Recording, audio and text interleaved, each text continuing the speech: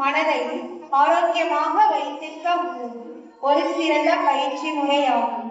இது பல ஆயிரம் ஆண்டுகளாக பழமையான ஒரு கலையாக உலகம் முழுவதும் அறியப்படுகிறது.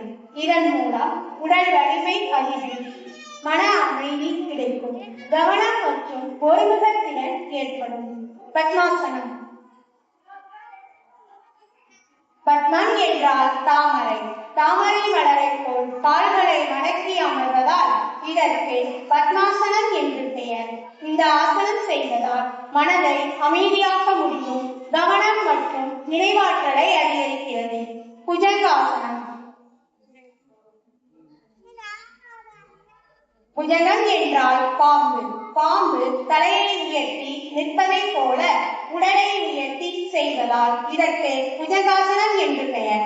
இந்த ஆசனம் செய்வதால் முதுகு தண்டு வலிமை பெறுகிறது, முதுகு வலி குறைகிறது.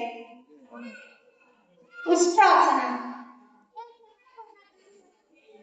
உஷ்ட்ரம் என்றால் ஒட்டகம். ஒட்டகத்தின் முதுகை போல உடலை பின்புறம் வளைத்து செய்வதால் இதற்கு உஷ்ட்ராசனம் என்று பெயர். இந்த ஆசனம் செய்வதால் முதுகு தண்டை நெகிழ்வாக மாற்றுகிறது, உடல்நிலையை மேம்படுத்துகிறது. சக்கராசனம்.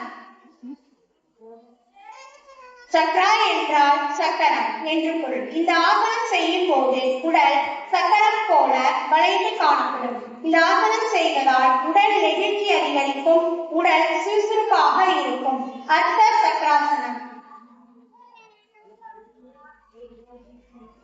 அர்த்த என்றால் அரை என்று பொருள். அதனால் இது சக்கராசனத்தின் அரை வடிவம் என்று கூறப்படுகிறது.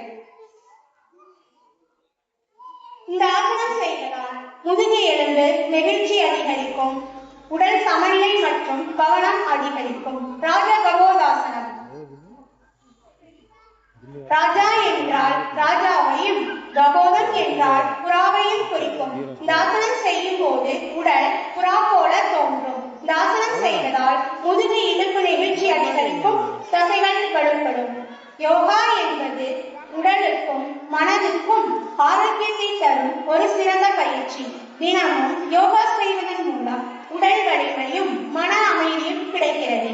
ஆகவே நாம் யோகாவை வாழ்க்கையின் ஒரு பகுதியாக கொண்டு நடைமுறைப்படுத்த வேண்டும். நன்றி.